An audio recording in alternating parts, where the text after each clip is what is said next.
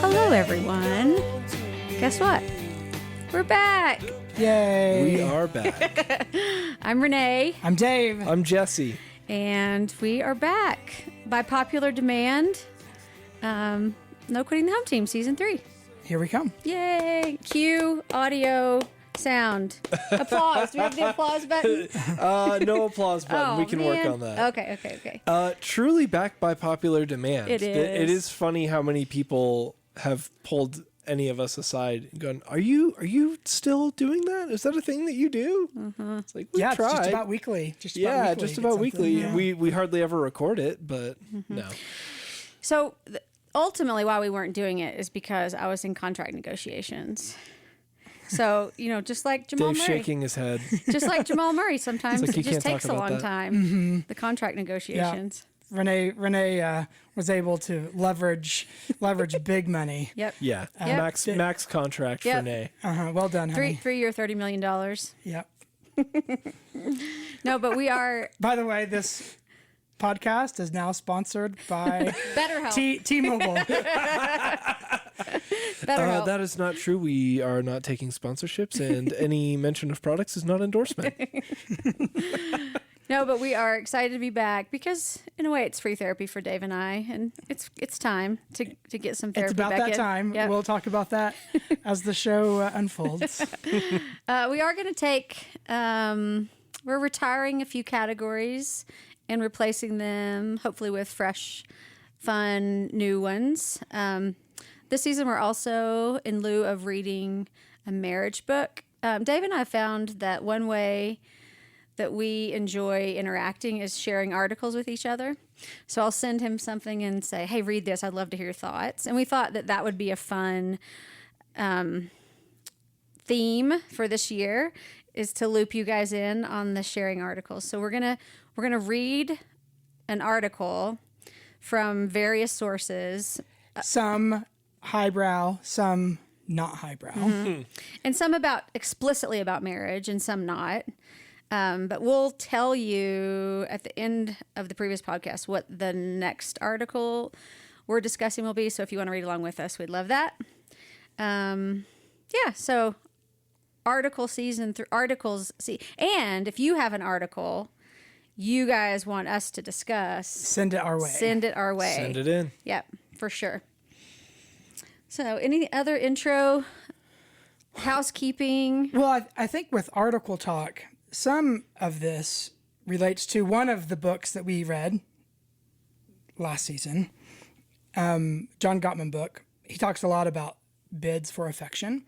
And an illustration of that is talking about articles. Often he gives this illustration of a husband or a wife reading a newspaper or reading some article and go, hey, I just read this.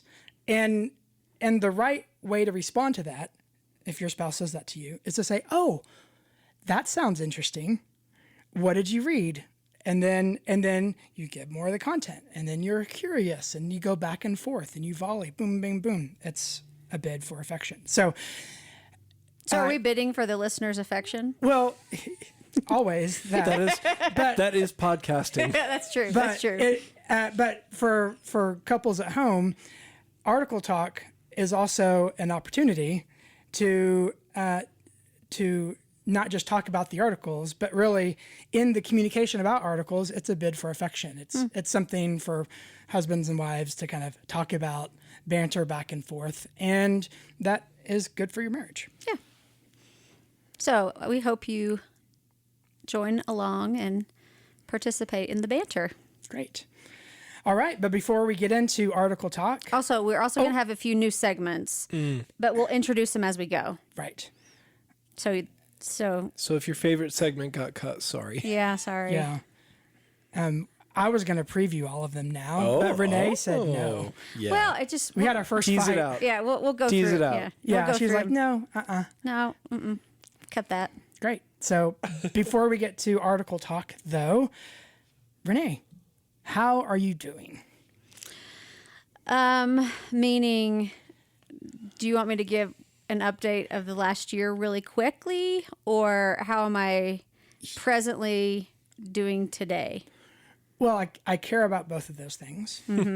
But maybe for the benefit of our listener, maybe give some update of how you've been the past year plus.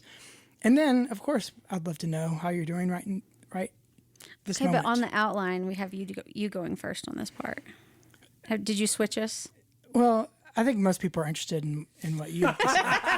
Really? Okay. First, I'll give a quick 3-point what the last year has been like, because I do think with some personal events we left the readers hanging Yes. at the end of last season. So we launched our first to college, and it was a very tumultuous, topsy-turvy process. And Where did he get in? he got in a lot of places, and he ended up somewhere that was not on his top, what would you say? Top 5, probably. Top 5. And and this is going to sound, I'm not trying to sound uber spiritual, but it really felt like God's direct provision for Will and for our family. And I don't say that lightly. And even Will feels that. So he is in Boston. He went to Boston College. He's studying human-centered engineering, focusing on energy and Russian.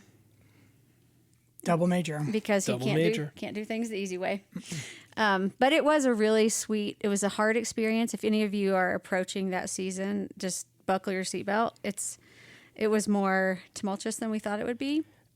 Leading up to him going. Yeah, just the process of Yes. going to college and choosing a college. Which we talked a fair about on the podcast. Right. But update them on how it's been since he's actually been in Boston. He had a really rough start, and we'll talk about that later. But after that kind of ended, it was a great experience. It was maturing, and it's a great fit major-wise. I think it's a great fit socially. Wouldn't you say? I feel like it's just been... It's been God's as provision. good as we could have expected. or hoped for. Yep. So that's good. He's also now back for the summer, Which is really fun. and he's as relaxed and happy as we've seen him in 3 years, really. Yeah. And it's interesting. I mean, you cognitively know they'll mature, but then you see it and you're like, wow, I never thought you would do X, Y, or Z. So that's been really fun. Yeah. I told Dave, I think having him home this summer is what we expected last summer to be like. But it wasn't. Last summer wasn't like that. He was antsy. He was staying out late with friends most of the time. He didn't want to be at home. It just seemed like he was just Amped up. He was too. amped. He lost a lot of weight. Like he was just amped. That's a good way to describe it. And then this summer, he's home a lot. He seems relaxed. He is funny. Yeah, it's been a joy. Wouldn't you say? Yeah, it's been great. Yeah, it's been really fun. He's had a lot of pressure on him. Trying to get into these schools is a multiple year project. And for 3 years, really, he was sort of aiming all of his efforts. And now he can just relax. Yeah, And it's great to see it. And I feel like this piece has been so important to him. I think he feels like God directly opened this door for me because ironically, so all of our kids have strengths and weaknesses, right? And one of Will's strengths is he is an incredible test taker. So his test scores were kind of one of his like high points of his application. And he actually sent the wrong test score.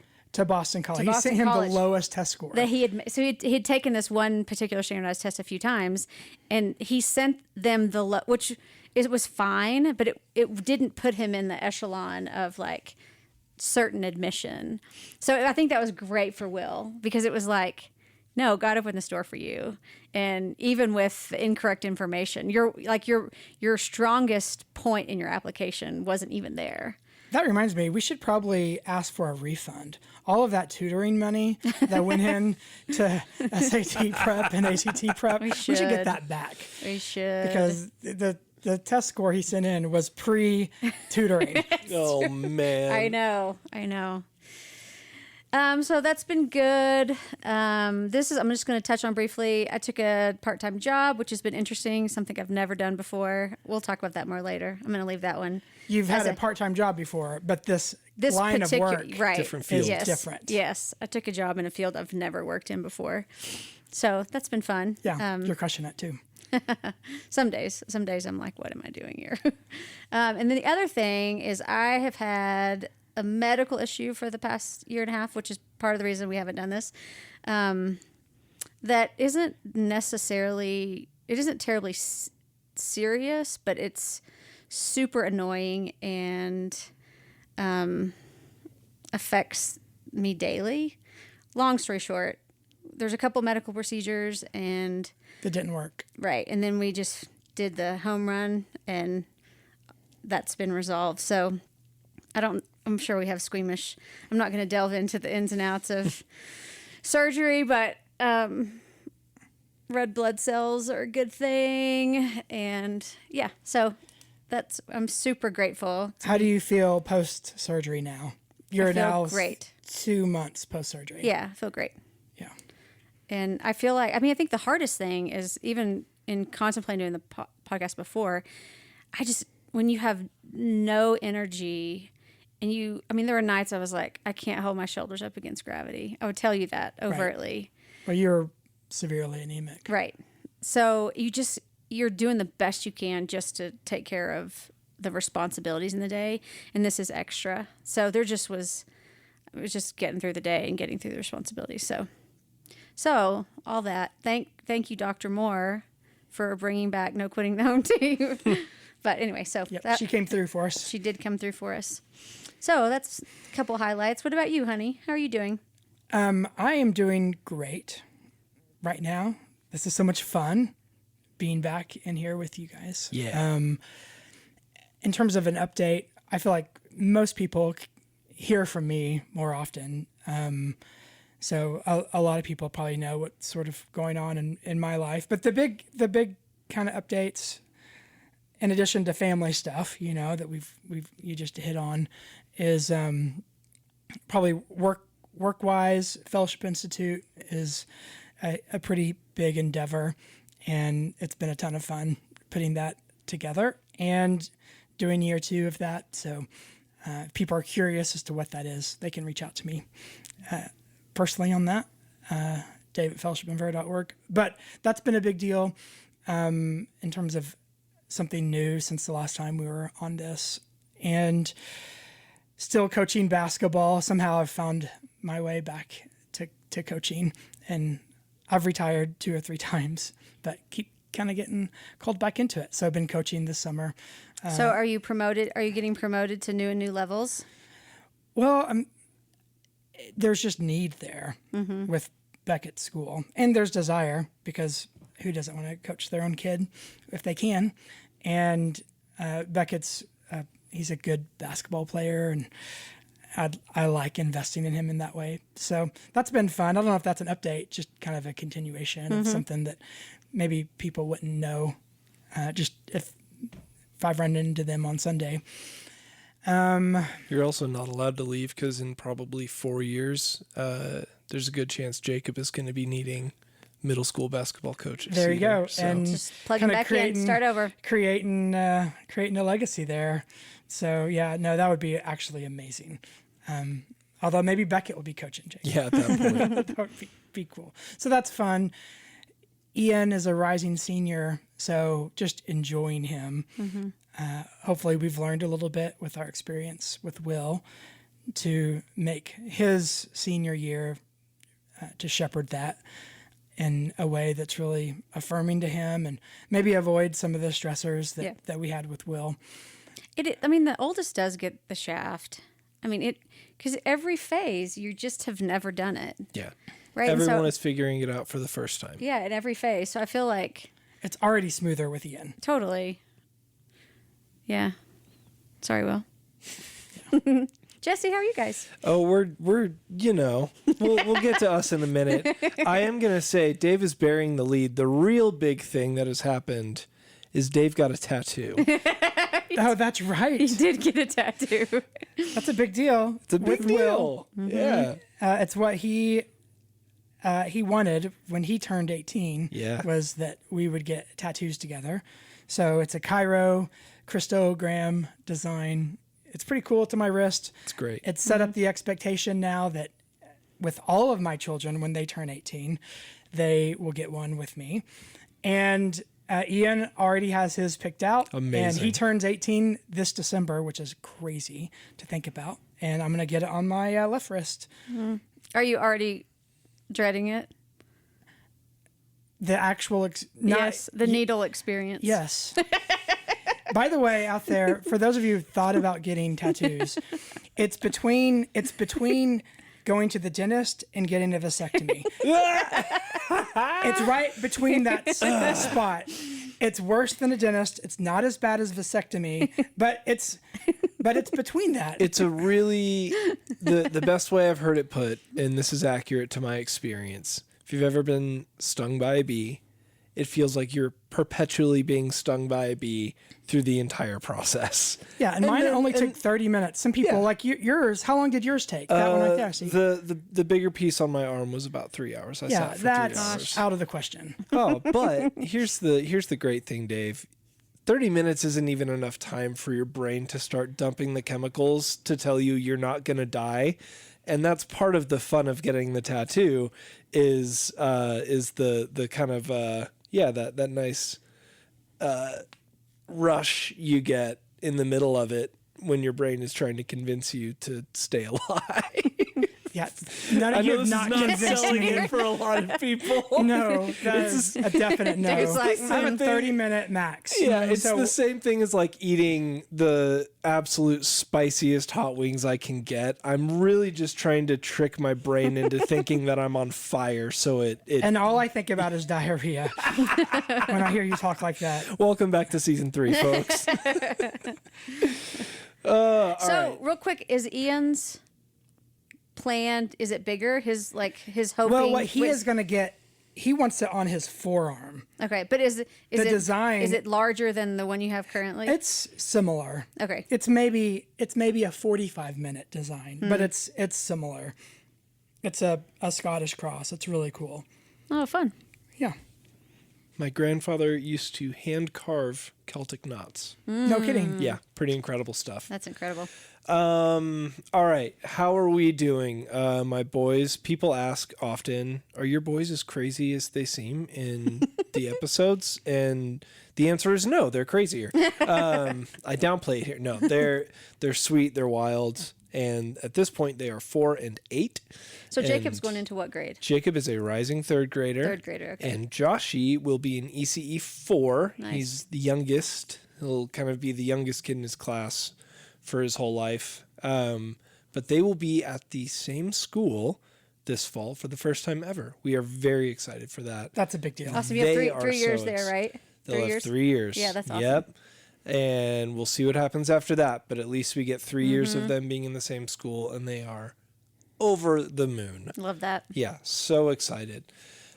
Shell has taken a new job since we last had a series.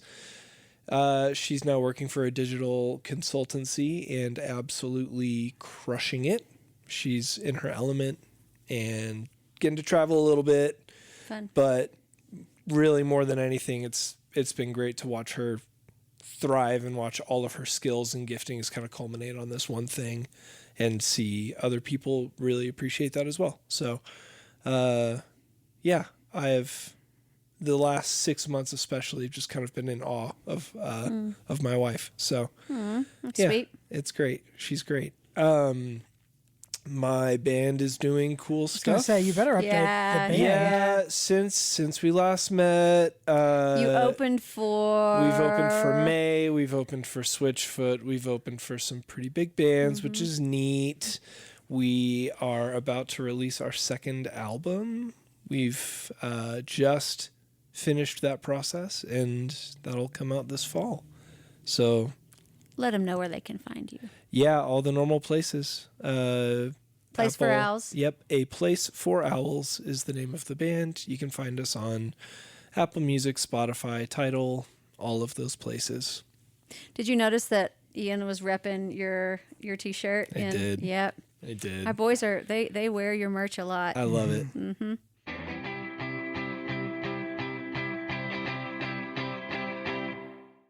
All right. New segment for No Quitting the Home Team. We're calling it What We've Learned So Far. Now, this segment is all about hard-won truth and wisdom that we've stumbled upon the hard way, usually, and areas that we find ourselves learning now, and stuff that we will share for the benefit of people listening, but also to kind of reflect a little bit. Mm-hmm. This is the byproduct segment of getting old. That's right. 24 years of marriage. You do learn some things. Yeah. And we found it helpful to just talk about them out loud because it helps us see we've grown and it helps us kind of solidify ways we've actually grown by talking about it. So we thought it might be helpful to have a segment where we say out loud some of the things that we've personally talked about. Totally. And help to prevent regression. Yeah. Like, totally. Hey, we'll kind of mark this in the sand. We've moved forward from this, and doesn't mean we can't, based on circumstances, move backwards. But we are now saying, hey, we've learned this and we want to share it with others. So this will be a collective. We'll kind of come up with something we've learned together. Yes. We won't toggle back and forth between as we do in other segments. Right. So today we're going to talk about, briefly, is expectations. Now, most of our fights, most of our disagreements, when you get to the source of them, are about some unmet expectation or a misunderstanding of, I thought you were going to do this, but what I experienced from you was that. And the role of expectations is so significant. How you respond to them is significant in the well-being of, like, it plays a significant part in the well-being of your relationship. So now this, I mean, I talk to pre-marriage, when I do pre-marriage counseling, we talk about this, but I think the further along you get in your marriage, it's still, we have found, it's still an issue. Like, it's still something that we have to continue to talk about. And so what we've learned is we have to be honest with our expectations and when appropriate, lower them. And a classic, or not a classic, but an example we've had to deal with this summer is this. We always go on road trips for vacation. And for summer vacation. For summer vacation. And we get in the car and we drive left or right. Or up or north. But we generally don't stop until we hit an ocean. So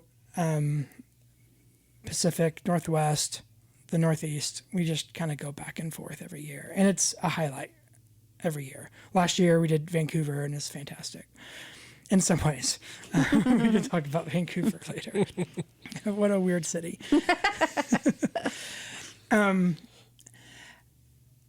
This year, our boys, our younger two boys, have opportunities through their schools to do various international travel. And through church. So Ian and Beckett both went to Tijuana, Mexico, through our church to do a youth mission trip. It's amazing. Beckett went to Dominican Republic through the school to do a service trip. It was mostly just a guided vacation. Yeah, they did. It was a service trip. It was service, but it was also really fun for them, which I'm happy about. And then Ian, as we record, is in Europe for 2 weeks. Through his school. Because of all of that. Well, and when you have multiple surgeries, it turns out that money just doesn't. Things cost things. They don't money do that stuff for free. They don't. You can't travel for free. You can't have surgery for free. Yeah. It's a shame. We looked at our budget and we were like, we always go on summer vacations.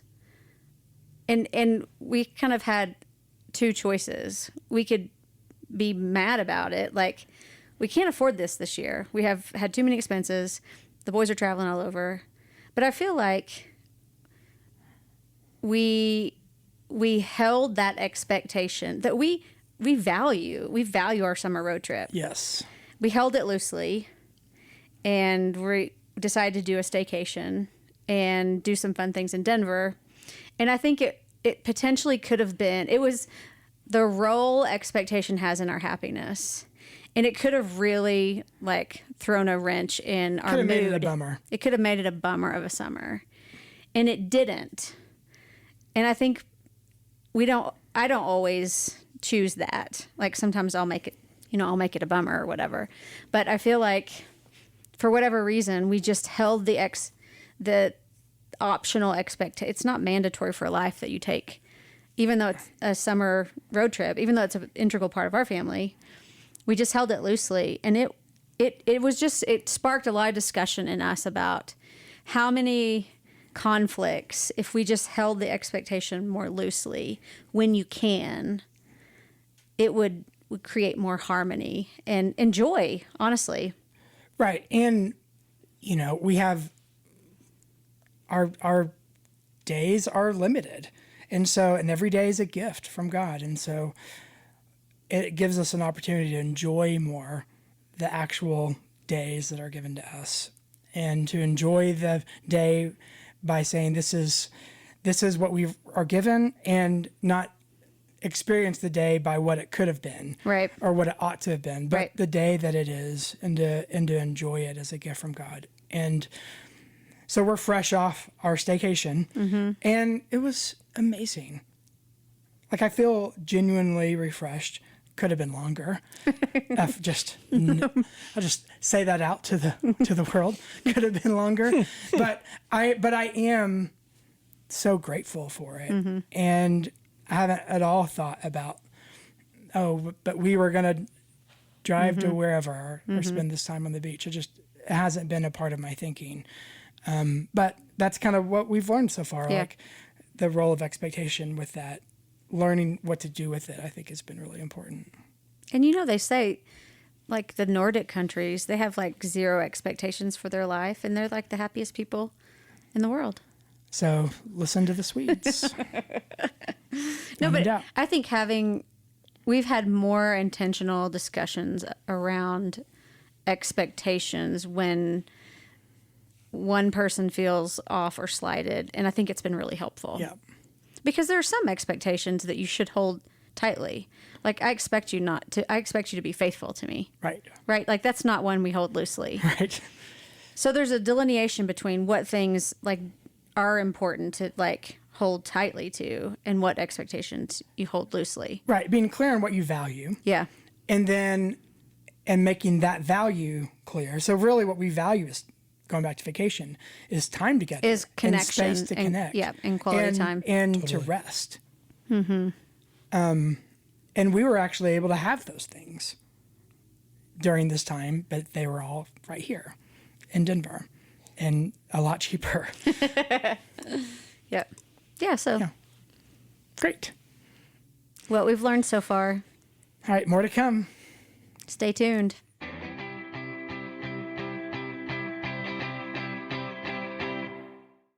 Okay, honey, now is the time for article talk. What article do we have today to chat about? So, spin the wheel. Many of our articles will be marriage related or relationship related, and this one is not as much directly correlative. It's a little silly, but we thought it was interesting. It was one we shared, and in light of our previous discussion about vacations, we read an article in the New Yorker called "The Case Against Travel" by Agnes Collard. Now, this article is, in some ways, it's a classic New Yorker article. Jesse, what did you call it? What was the word? Word for word. What was the word? Who could possibly remember? Something rooted in pretentiousness, I'm sure. Yeah. So it's a little pretentious. It's a little highbrow, but there's, I think, some truth in what she argues. Yeah. So for. why don't you give 100%. since this is the first episode, we weren't able to release it previously, so people probably haven't read it. So can you give a little bit of a synopsis? Okay, so the big idea is that often what we try to discover in vacations and in travel short circuits something that we actually need to do in our own soul and our own character, which is to grow our capacity to enjoy and appreciate our current surroundings. So, a couple of quotes that she uses. One from G.K. Chesterton, where he says, "Travel narrows the mind." It's this idea that when you travel, most people don't actually travel long enough to broaden their mind or their experience. They're actually bringing their narrow-mindedness with them and imposing that wherever they visit. And so it actually reinforces this worldview that people have. Ralph Waldo Emerson calls travel a fool's paradise. So again, you don't really experience paradise. You just bring along with you your own expectations and preconceived ideas and impose it wherever it is that you go. A quote that I thought of that isn't mentioned in the article, but it still fits the pretentiousness. It's a Marcel Proust quote. Hunter's going to be so excited. He is, but he said this, and this is in relationship to art, not travel, but it still nevertheless is applicable. The real voyage of discovery consists not in seeking new landscapes, but in having new eyes. So basically she's saying that oftentimes travel can prolong and even reinforce our own myopic tendencies. But it's a deceptive because you're doing it somewhere else. Reminds me of a great SNL skit by Adam Sandler. And you guys should look it up on YouTube. It's so funny. But Adam Sandler is a travel agent. And in the travel agent, in the pitch, he keeps, he's pitching somewhere beautiful in, I think, Italy. But then he ends every pitch by saying, "I just want to be clear that if you are depressed where you are from, you will be depressed where you're going. It will be prettier and you will still be depressed." So just to clarify, beautiful views, still depressed. And he goes on and on. It's so good. But it's kind of reinforcing the heartbeat of this article. There was a quote from I can't remember. Do you have that pulled up where it summarized the article well? It was the main quote that said, "This is sort of the heartbeat of the article." Yes. Can you read that? Yep. Read that, because I thought that was a good summary. "I abhor new ways of life and unfamiliar places. The idea of traveling nauseates me. Let those who don't exist travel. Travel is for those who cannot feel. Only extreme poverty of the imagination justifies having to move around to feel." Oof. All right, so what do you think? It's the case against travel. Now, this, for clarity too, Renee and I love travel. Yeah. Jesse, you love travel? Yep. Yeah. So defend yourselves. No, we read it. We read it because we wanted ammunition to bolster our mood because we weren't traveling. Right. So we're like, we're not traveling this summer, so we need to justify why it's better. So that's when we started. Yeah. What did you say? You summed it up well before we started the episode. You said the article, like you were... I was alternating. Basically every other line, I would go, this is such a salient point. I completely agree with this. And the next line, I'd be like, could you be any further up? Your own what now? Nothing. Yeah. And it really did alternate between these two of me going, oh my gosh, yes, preach. And okay, really? And maybe I'm not the target audience, or maybe I'm exactly the target audience, and she would say that I'm just not getting it. But the heart of it is, I think that there is an implicit bias to this that assumes that everyone else's worldview matches hers, namely that you travel because you can't be alone in a room with your own thoughts. And not to brag, but that's not me, right? Like I have a very healthy, I'd like to think of a very healthy view of myself and my life and my place in things, which gets to an even bigger point of, I don't know how I reconcile this fully with a Christian worldview, which is one that we belong to each other. And anywhere I go in the world is actually me being part of celebrating creation and bringing glory to God through all of that. And so it's, while I do understand the position that's taken in this article, I don't think it accounts for a number of these worldviews and perspectives that we, at least on this podcast, share. Yeah. And so it fell apart at times for me because of that. I think most people, it hits them wrong initially. And I was thinking about It's a Wonderful Life. I mean, think about it's a quintessential American story. And he's like, I'm going to shake the dust off this crummy town and see the world, right? Yep. Like that's his whole motivation. He buys a suitcase. Right. But it's the idea that the grass is greener, there's something bigger and better. Like, I think that's very American.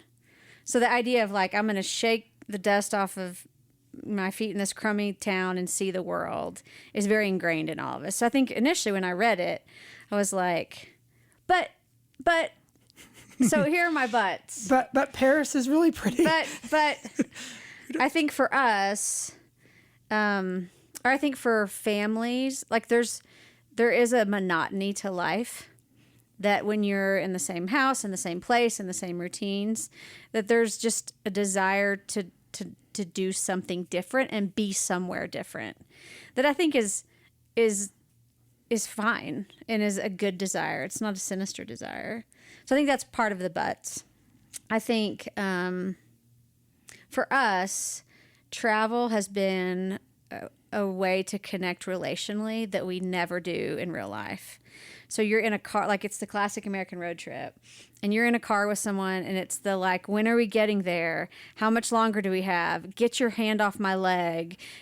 Ian's taking up too much room. I'm not sitting in the middle again. Like those experiences, traveling, we've often called it having an adventure together. Mm-hmm. I think you can't replicate that in your environment. We have too many creature comforts in our own home. Right.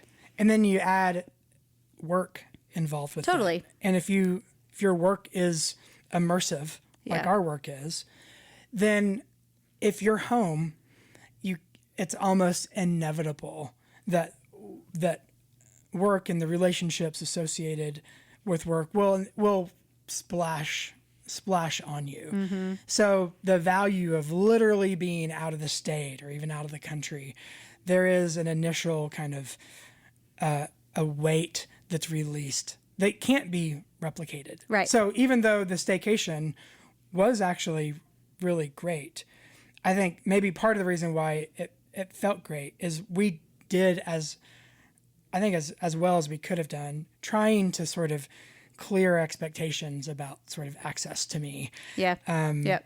Now you had to work, sadly. I did have to work. Yeah. But it's still, even with that, extra effort, it still wasn't the same as like last year of just being in Canada. Yeah. So I think those were in Canada. We Airbnb, because if you have kids, you've got to have a kitchen, or you'll spend $10 gazillion on food alone. So we never quite know, because if we don't know a city, we don't quite know where we are. And you can do research and whatever. But we ended up in a pretty seedy part of Vancouver, our Airbnb. So we had some really interesting experiences. We did. That I think, honestly, had we not done this for years and years, we wouldn't be as connected as we are. Like, I think it's created emotional bonds forged in that I just don't know if we would have had otherwise. So I think that's a but. My last but is, I think it's empathy producing, in the sense of you travel and, you know, human tribalism is such that you just always have either you think other cultures are better, or other cultures are worse, or you're better or you're worse. And I think you go places and you see a couple fighting, you see kids being naughty, you see kids laughing, and you realize, like, even to Jesse's point, like a theological perspective, we're all humans. And we live different places, and some places are prettier, some places are less pretty, but we're all like the same. That humanity sameness, I think, is a beautiful realization, particularly if you're from a culture that has pretty strong biases against other people. So I think that's something you just don't get by just staying. Yep. It takes going and seeing people who live differently, people who look differently, but are still a human just like you. And you see more in common than you see different. I think that's really valuable. And the differences we do observe actually help broaden, when appreciated, they actually help broaden our understanding of the Imago Dei and how God is at work in and through other cultures around the world. The idea that all of creation is a theater of God's glory really kind of comes to the surface. It really is like there's something about even who God is and his creative genius that we won't really appreciate until we do see this one particular part of the world. There is something true about that. Yeah. That doesn't mean that you can't also appreciate it having not been to that place, and there's something really beautiful having been to that place too. So yeah, I kind of Jesse, like you, kind of went back and forth on the article, appreciating the insight. Of course, we if we are looking to other places, and I think people can get into the mentality of, if I can just make it to that trip. Yes. Right? Like, kind of live from trip to trip, to where it's sort of a diversion, or something to allow you to tolerate your life. Yeah. Which I think that could be harmful. Yeah, and it's a false hope. Right. I mean, this is the great sort of bait and switch of the so-called bucket list. It's like, well, if you just do all these things, then you've lived a full life. It's like, well, probably not. Yeah. Like, that's probably not going to pay off the way you think it's going to pay off. Well, and this even relates to people who will, at a broader level, we talk about this all the time with people who move to Denver. Yeah, we see this all the time. They're oftentimes running from something or trying to find themselves or whatever, and escapism. And Denver's going to fix it. Yeah, and they think that natural beauty is going to fix it, or being in a place where you might, if you're coming from, the Midwest or Texas, or a place where you feel like maybe your ideology is not matched by the people around you, and if I'm just around other people that think like me and in a place with natural beauty, I will be able to really discover myself. And the reality is, as is mentioned in the article and in the Adam Sandler sketch, like, you go with you wherever you are. Right. And so if there's something that has to be dealt with and reconciled within you, you may leave one part of the country for a more beautiful place, or when you move, or you may go travel to a place that has a very different, striking natural beauty from what you're used to. But the reality is those places won't fix you, right? And so if you aren't willing to do that work, then your setting, your surroundings don't particularly matter, which to a degree is part of what I think she's getting at in this article. It's like, you have to learn to be at peace with yourself where you are. Yep. And the boomerang effect Yep. of taking your problems and making them other people's problems elsewhere in the world just for you to come back and say, like, be the same miserable sot that you were. Like, that's unfair to the people you're subjecting Right. to your problems. Go to Europe and ask what they think of Americans. Yeah, exactly. Go to France and expect everyone to speak English to you the whole time. Now, the reality is most people in Europe speak English, but that doesn't matter. The point is, you should be able to reconcile and be at peace where you are. And if you can't find that without going somewhere else, that's probably indicative of a deeper issue. Yeah. But I don't think we throw the travel baby out with the trauma bathwater, as it were. Well said. Especially if there is just a basic value of discovery. Yeah. Adventure. And Adventure. and learning. Yes. Yep. And if the expectation is, going back to expectations, is adjusted such to where we're doing this hoping to just learn something new or discover something or appreciate something that we can't necessarily see where we're from, then that's the win. Yeah. That's the win. But if you're hoping for something more out of that, then it's the fool's errand, as Emerson said. So do we think she took it just a little too far? Did she throw the, what'd you call it? What'd you say, Jesse? The travel baby out with the trauma bathwater. I think so, but I don't know if she was trying to be even-handed with it. Right. I think it was a clever article with a lot of really smart people on her side. Right. Sure. Yeah. From Socrates To Kant. Yes. to Chesterton. Yeah. So those are people we would want to at least know their thoughts on these sort of things. So there's something to be said. Or, as my Peloton instructor said, the grass is greener on the other side because they water it. Yes. Water your own bleeping grass. We've talked about that on this show. We have There you mentioned go. that on this show. Yep. The grass is greener because they water it. Yeah. And that is, I think, at the core of it, is if you are tending your own garden, then you will be able to find rest. You'll be able to find beauty. You won't rely on travel for that. But I personally still hold that there is deeper beauty and appreciation to be found by removing yourself from your own culture and putting on an attitude of curiosity and a desire to see things from other people's perspective. I think that's helpful as humans. Yep. I think it's especially helpful as believers. Yeah. Yep. And the body of Christ is nothing but Global. a intercultural experience. Yes. Yeah. Every No, and I every think Sunday. to see Nepalese Christians who look different and worship different, it's so humbling. Yeah. From a Christian perspective, to see God at work in other cultures and other peoples. I think the boys experienced that in Mexico.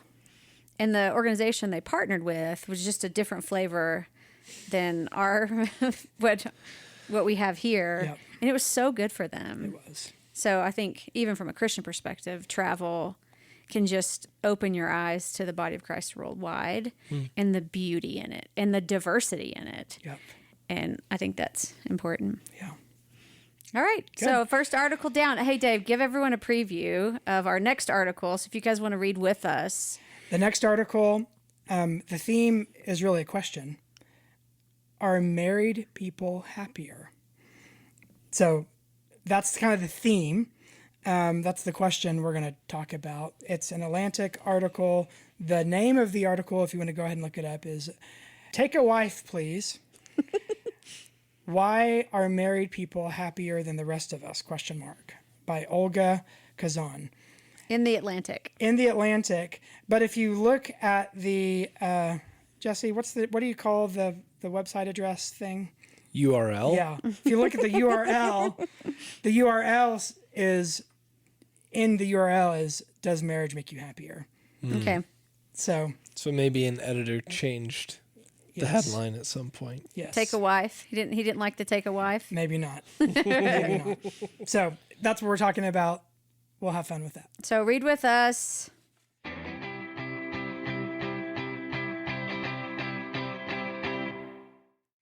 So we have our next section is probably going to be the spiciest section, and I think it will be really fun. I think Dave has a little trepidation about us including this section. Is that true?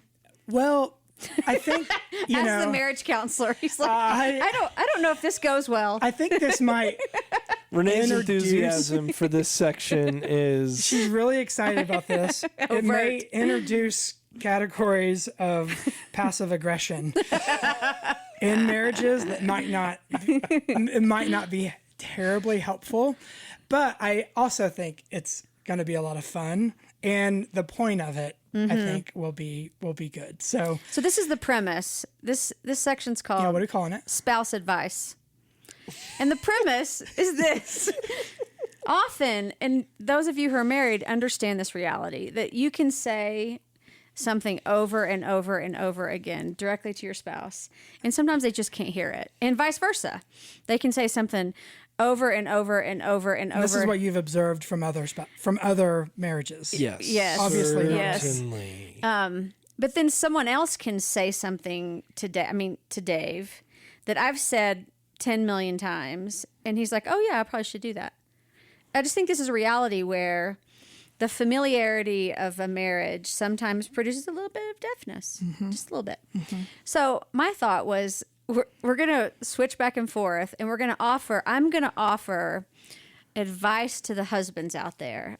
Of course, not my husband. Certainly This is not This to isn't- him. This is not proxy warfare. Not proxy warfare. This is not a passive aggressive attempt for him to hear something I've told him a lot of times in a roundabout way. This is just sometimes For you the hear, good of other marriages. yes, and sometimes you just need to hear it from a different source.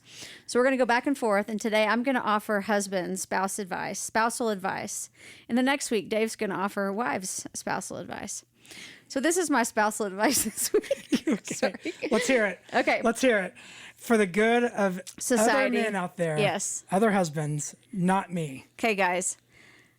You know there's a state where your wife is just mad, and she's off. You don't know if she's mad at you.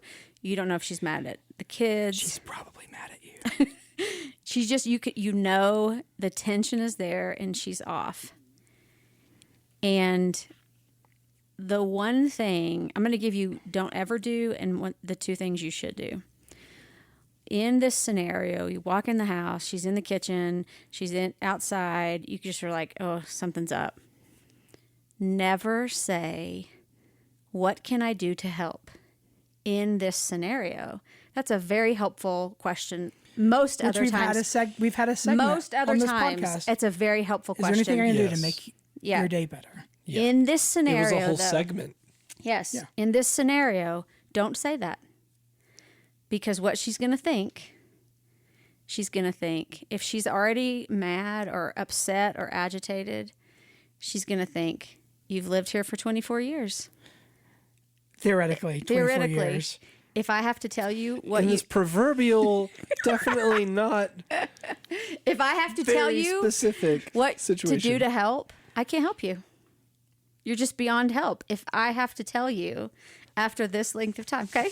Okay. Okay, Poor so Dave. Okay. this is it. Okay. Don't just in this scenario when your wife is upset, which doesn't happen very often, theoretically, and you, this is what you need to do, guys. You need to do one of two things. It's always the right answer to do dishes in any form. Put them in the dishwasher, unload them, put them up in the cabinet. All of those are the right answer. Or do laundry. Those two things are always the right answer. it's never the right answer to ask, what can I do to help in that situation? There you have it, guys. I'm glad you've been educated out there on this. First segment of spousal advice. There you go. All right. Stay tuned next week for Dave's wife's spousal advice. What if what I think is really most helpful? Well, we'll get into it next week. No, wait, no. No, Come on. we're just gonna have to wait. We're just gonna have to wait. That's a tease.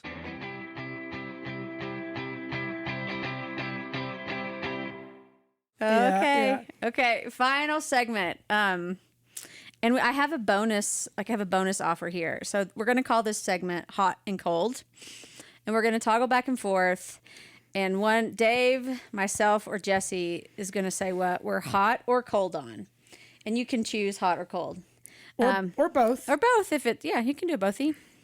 And I'm stealing this from one of my favorite podcasts, and I don't know what rights there are with podcasts and podcast segment rights, Intellectual property. property. So if you know the podcast that I listen to that does this exact same thing, please don't tell them. And unless it's totally legal, then by all means. unless it's legal, then tell them that we're copying them. Good artists borrow, great artists steal. We're going to be great artists today. So I'm going to kick. You want me to kick this one off? Kick it off, honey. Okay. So I'm going to do cold. I'm going to be cold on something. What are you cold on, honey? So I am really cold on abbreviations in sports. So let me explain, guys. Okay, so I mean, we've talked about this enough. We watch a lot of sports, and I'm a good sport. I watch a lot of sports, and I actually like him. Yeah. But as the years go on, for some reason, players can't they can't go by their names anymore. Nobody can go by their names. They never have. No, I think it's increasing. Maybe. Okay, so maybe. guys, so we've got KD, AR-15, PG-13, CP3, MPJ, SGA. This is absurd. One, because it's so insider, and as someone who watches a lot of sports, I still get confused. It excludes people who are trying to connect with their sports people around them and get lost in the abbreviations. I just don't understand why we cannot say people's names anymore. Hey, Renee, what does SGA stand for? Shea Gilgeous-Alexander. So you can actually say his name. Most people don't know how. They read Shea Gilgeous-Alexander. So you're saying the abbreviation is because of difficulty in pronunciation? It can be. It can be in the case of Chris Paul. He wore the number 3, CP3, and it becomes part of their identity as a player. Now, I will agree that type of I went a slightly different direction. So I grew up playing hockey, and in hockey, nobody is called by their own name. And is it nicknames or is it? It can be nicknames. Is it like the hammer? No, it's the not, slicer. No. Sometimes people will get those names, but for instance, if your name is Tyler Sagan, you would get called Seggy or Segs, right? Mm-hmm. Like your name gets shortened and abbreviated, and it's just kind of an automatic thing. See, I can handle that more because at least it's unique and identifiable. So like calling That's like our kids. Or like Bex. Bronny or LeBron. I mean, his name is LeBron, but I'm trying to think of a player that has a nickname. Whereas just the initials, I can't do it. There's too many, and there's only 26 of them, and there's combinations of 3 and adding numbers, and so I'm cold on that. And also, this is probably I'm more cold on this part of it. You're really hot about this next one. No, I'm cold on it. Yeah, you're heated hot about it. how I'm hot cold about you it, but are. I'm cold Yeah. on it. Yeah. And I go on rant. Dave loves when I go on this We went on rant. a rant last night about this, so tell the people what it is. Okay, just a second. So last night we're watching because there was this very important game for us to watch. And I'm like, oh, very important basketball game we had to watch. And I'm like, it's July? What? I was like, maybe it's an Olympic game. So we clear the schedule. We get snacks. We're all in. And it is a pre-season or a pre-Olympic game in Las Vegas. Yes. With a collection of the greatest basketball players who've ever lived. Whatever. Okay.